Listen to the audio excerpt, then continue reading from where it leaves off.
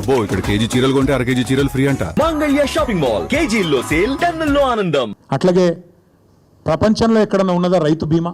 ఒక రైతు చనిపోతే 5 లక్షల బీమా ఇచ్చే సంస్కారవంతమైన ప్రభుత్వం ఈ భారతదేశంలో కాదు ప్రపంచంలో ఎక్కడన్నా ఉందా? అది తెచ్చింది కేసీఆర్ కాదా? ఇవాళ రైతు బీమా కూడా ఎగ్గొట్టి గత 3 నెలలుగా ప్రీమియం కట్టకుండా మరి ముఖం చాటేసి వేలాది మంది రైతులు ఉసురు తీస్తున్నది కాంగ్రెస్ ప్రభుత్వం కాదా? ఇట్లా 1-2 కాదు, చెప్తే 100 విషయాలు ఉన్నాయి.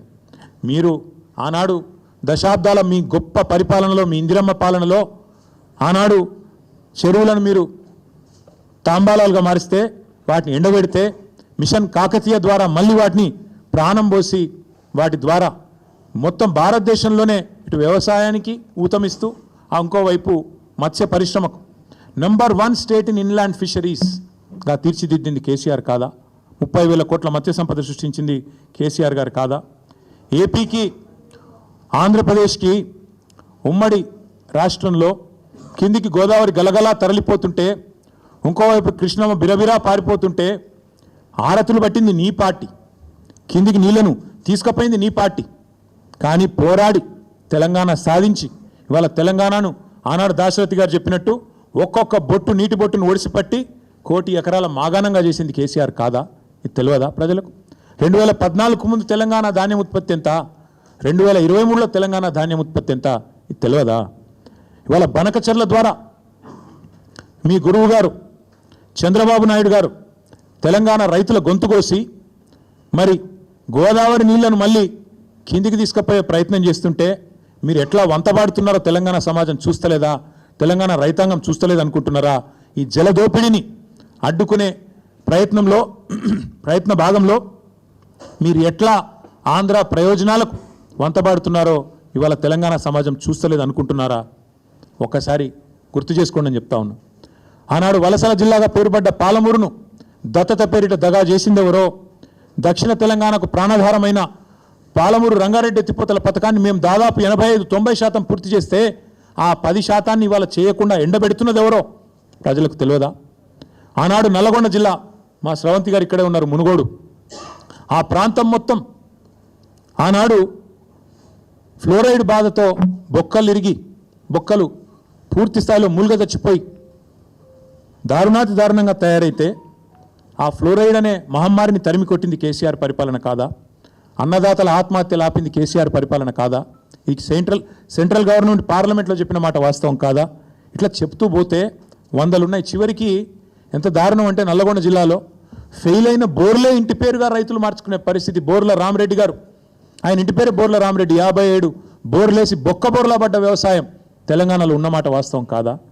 ఇవాళ మీరు మాట్లాడితే దయ్యాలు వేదాలు వల్లించినట్టు నికృష్టంగా కాంగ్రెస్ గురించి, కాంగ్రెస్ యొక్క గొప్పతనం గురించి, ఇందిరమ్మ గురించి ఎమర్జెన్సీ విధించి ఆనాడు ఎంతోమందిని జైళ్లలో నూకిన ఇందిరమ్మను గుర్తు చేసుకుంటూ మళ్ళీ గుడ్డలు కూడా తీసుకొడతామంటే ఇవాళ తెలంగాణ సమాజం అట్లా చూస్తూ ఊరుకోవడానికి, నిస్తేజంగా చూడడానికి సిద్ధంగా లేదు. రేవంత్ రెడ్డి గారు, మీకు నేను స్పష్టంగా చెప్తా ఉన్నా, నీకు లెక్కలు తెలియకపోవచ్చు కానీ నేను గుర్తు చేస్తా. వాస్తవం ఏంది? 2014లో ఆనాడు కొత్త రాష్ట్రం తెలంగాణ, ఏదో అధికార మార్పిడి కాదు జరిగిందో, కొత్త రాష్ట్రం పుట్టింది. ప్రజల దయతో, పోరాటాలతో, కేసీఆర్ గారి నాయకత్వంలో తెలంగాణ రాష్ట్రాన్ని సాధించుకున్న రాష్ట్రంలో మన ఆర్థిక పరిస్థితి మనకు తెలియకపోయినా 2 దఫాల్లో 30,000 కోట్ల రుణమాఫీ చేసింది కేసీఆర్ ప్రభుత్వం కాదా? ఆనాడు కరోనా వచ్చినా, పెద్ద నోట్ల రద్దు లాంటి సమస్యలు వచ్చినా, కొత్త రాష్ట్రానికి మోడీ గారు ఎన్నో రకాలుగా ఇబ్బందులు పెట్టే ప్రయత్నం చేసినా అన్నీ తట్టుకొని 30,000 కోట్లు రుణమాఫీ చేసింది కేసీఆర్ ప్రభుత్వం కాదా? అట్లాగే ఇక సాగునీటి ప్రాజెక్టులు, వాటిని సస్యశ్యామలం చేయడం, నేను మళ్ళీ చెప్తా ఉన్నా, మీరే కదా రైతు డిక్లరేషన్. మీ రాహుల్ గాంధీ వరంగల్కి వచ్చి ఇన్ని మాటలు చెప్పిండు, ఒక్కటని అమలైందా? ఇంట్లో ఒకటేసారి రుణమాఫీ అన్నారు.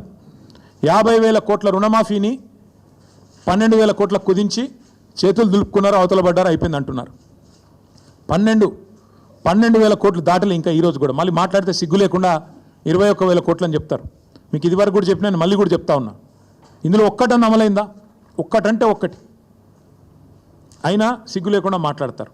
అట్లాగే ఎన్నో చేశాం, మీకు చెప్తే చాలా ఉన్నాయి. 2,603 రైతు వేదికలు కట్టినాం. 5,000 ఎకరాలకు ఒక్కొక్కరు చొప్పున అగ్రికల్చర్ ఎక్స్టెన్షన్ ఆఫీసర్లను పెట్టినాం.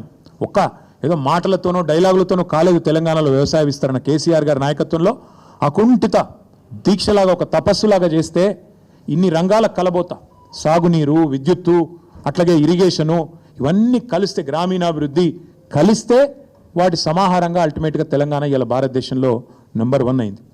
మేము రెడీ. నువ్వు అసెంబ్లీలో పెడతావా చర్చ, లేదా అంబేద్కర్ కాడ పెడతావా, కొండారెడ్డి పల్లెలో పెడతావా, చింతమడకలో పెడతావా, కొడంగల్లో పెడతావా, గజ్వేల్లో పెడతావా, ప్లేస్ నీ ఇష్టం, ఎక్కడంటే అక్కడికి వస్తాం. కానీ నువ్వు తప్పించుకపోయే బాబత్ మాకు తెలుసు. నువ్వు గ్యారంటీ ఏం చేస్తావు? ఈయనకి ఏంటంటే అలవాటు, బురద చల్తాడు, అవతల పడతాడు, ఇట్లా చల్తాడు, ఏదో మాట అంటే డైలాగే నేను ఎక్కడన్నా అని మళ్ళీ అవుతాడు. ఆయననే చెప్పిండి, నిన్న కేసీఆర్ వస్తాడా కేటీఆర్ వస్తాడా అన్నాడు. మరి నేను వస్తా అంటున్నా, నీకు దమ్ముంటే రా, లేదంటే ఇంకొక ప్రతిపాదన 8 తారీఖు నాడు, ఇలా 5 తారీఖు, ఎందుకంటే ముఖ్యమంత్రి గారికి ప్రిపేర్ అయ్యేందుకు టైం పడుతుంది. 8 తారీఖు నాడు 11 గంటలకు మేమందరం వస్తాం, సోమాజిగూడ ప్రెస్ క్లబ్ రా, నీకు కుర్చీ చేసి పెడతాం. నీ కార్యకర్తలతో సహా వస్తావా, నీ ఎమ్మెల్యేలతో సహా వస్తావా,